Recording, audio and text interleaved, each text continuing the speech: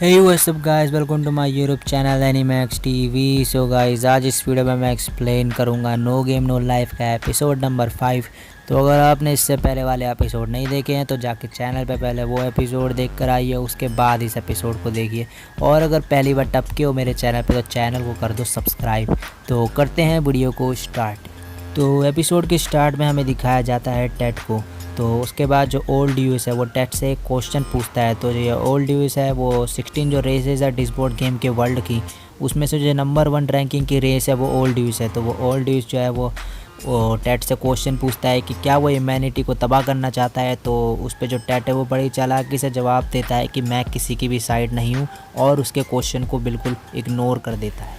उसके बाद हमें दिखाया जाता है कि जो स्टेफनी है वो बहुत ही गुस्से में है, क्योंकि जो सोरा और शीरो है वो बहुत ही ज़्यादा आलसी इंसान बन चुके हैं और वो पहले इसके कोई भी काम नहीं कर रहे और सारे काम स्टेफनी को करने पड़ रहे हैं। तो उसके बाद गुस्से में स्टेफनी सोरा के पास जाती है और उसे कहती है कि मैं तुम्हें एक गेम के लिए चैलेंज करती हूँ और अगर मैं जीती तो तुम्हें एक सभ्य और अच्छा इंसान बनना पड़ेगा।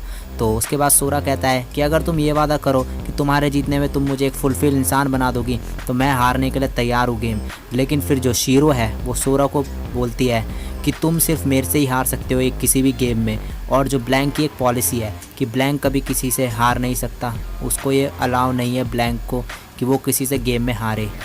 फिर फाइनली जो स्टेफनी है वो एक गेम डिसाइड करती है खेलने के लिए ब्लैक जैक का, और उसमें वो सोरा के साथ गेम में खेलने लग जाती है और वो चीटिंग करने की भी कोशिश करती है कार्ड को शफलिंग करने के दौरान। लेकिन उसके बावजूद भी जो सोरा है वो गेम को जीत जाता है और स्टेफनी ये देख के हैरान हो जाती है कि सोरा ये गेम कैसे जीत गया, ये है कितना इंटेलिजेंट।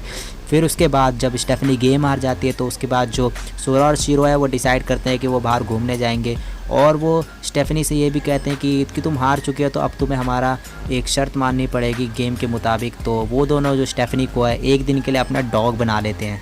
और उसके बाद फिर जो सोरा है वो जब वो बाहर घूम रहे होते हैं तो सोरा देखता है कि लोग उन्हें बड़ी अजीब सी नज़रों से देख रहे हैं। तो सोरा कहता है ये हम ऐसे क्यों देख रहे हैं शहर के लोग। तो उस पर स्टेफनी कहती है कि ये मेरे गेटअप की वजह से मुझे ऐसा देख रहे हैं। तो वो कहता है गेटअप।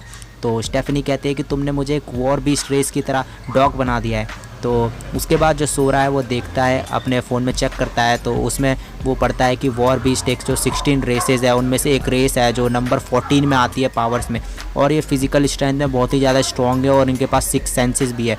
तो उसके बाद जो सोरा है वो ये कहता है कि अब हम इसे हराएंगे वॉर बीस्ट रेस को और इन पर जीत हासिल करेंगे। लेकिन उसके बाद जो शीरो है वो कहती है लेकिन उससे पहले हमें एक और काम करना है। तो सोरा कहता है ठीक है। फिर कुछ देर बाद जब स्टेफनी उनका डॉग बनते बनते परेशान हो जाती है तो स्टेफनी उन्हें कहती है कि मैं तुम दोनों को दोबारा से चैलेंज करती हूँ एक गेम के लिए। तो उसके बाद शीरो जो कहती है कि अब सोरा की जगह मैं खेलूँगी, तुम मेरे साथ गेम खेलो। तो स्टेफनी कहती है ठीक है, अब हम बैट लगाते हैं कि जो नेक्स्ट पर्सन वहाँ से आएगा वो एक औरत होगा या आदमी होगा। तो स्टेफनी कहती है कि मैं शर्त लगाती हूँ कि वो एक औरत होगी, और जो शीरो है वो कहती है वो एक आदमी होगा। और उसके बाद स्टेफनी फिर से हार जाती है। लेकिन स्टेफनी यहीं पर नहीं रुकती और वो शीरो के साथ गेम पे गेम खेलती जाती है, और जो शीरो है वो एक के बाद एक गेम जीतती जाती है। और गेम जीतने के बाद शीरो और सोरा जो हैं वो दोनों स्टेफनी से एक एक कपड़े उसके उतरवाते रहते हैं, और लास्ट में जब गेम हारने के बाद वो बहुत सारी गेम हार जाती है तो स्टेफनी के पास सिर्फ कुछ ही कपड़े रह जाते हैं, वो भी बिल्कुल ना के बराबर ही होते हैं। फिर उसके बाद सोरा उसे समझाता है स्टेफनी को कि गेम जीतना तुम एक रैंडमली नहीं जीत सकती, गेम जीतने के लिए तुम्हें पूरा स्ट्रेटजी बनानी पड़ती है और एनालाइज करना पड़ता है अपने अपोनेंट की स्ट्रेटजी, और उसके बारे में फुल नॉलेज होनी चाहिए तुम्हें, और उसके बाद ही तुम पता लगा सकते हो कि तुम्हारे जीतने के चांसेस कितने हैं। तुम ऐसी रैंडमली कोई भी गेम नहीं जीत सकते। उसके बाद सोरा स्टेफनी को बताता है कि वो दोनों ऐसे ही बाहर नहीं घूम रहे, वो एक्सीड के बारे में नॉलेज इकट्ठी करने के लिए बाहर घूम रहे हैं। तो जो एक्सीड है वो रेसेस को ही कहा जाता है, जो 16 रेसेस है इस वर्ल्ड में उनको एक्सीड भी कहा जाता है। तो उसके बाद स्टेफनी कहती है कि कुछ सालों पहले जो मेरे ग्रैंडफादर है वो ह्यूमैनिटी की लाइब्रेरी को हार गए थे फ्लूगल से बैट पे, और उस लाइब्रेरी में सारी नॉलेज है उनके बारे में। तो उसके बाद जो सोरा है वो कहता है तुम ये बात हमें पहले नहीं बता सकती थी। फिर उसके बाद सोरा और शीरो जो है वो निकल जाते हैं फ्लूगल रेस को चैलेंज करने के लिए ताकि वो उस लाइब्रेरी को जीत सके वापस। लेकिन फिर सोरा जो है वो कहता है कि ये वही है 6 नंबर की रैंक में जो आते हैं एक्सीड में, और जो मोस्ट पावरफुल है और जो मॉन्स्टर भी है जिन्होंने एंशिएंट वॉर में ऐसी वेपन क्रिएट करी थी गॉड को मारने के लिए। उसके बाद पीछे से स्टेफनी बोलती है कि तुम्हें पक्का लगता है कि तुम जा रहे हो उस मॉन्स्टर से लड़ने के लिए। तो सोरा कहता है कि अगर हमें इस जगह को बचाना है तो उसका एक ही रास्ता है कि हमारे पास वो नॉलेज होनी चाहिए जो इस मॉन्स्टर के पास है, और हमें वो लाइब्रेरी जीतनी ही पड़ेगी।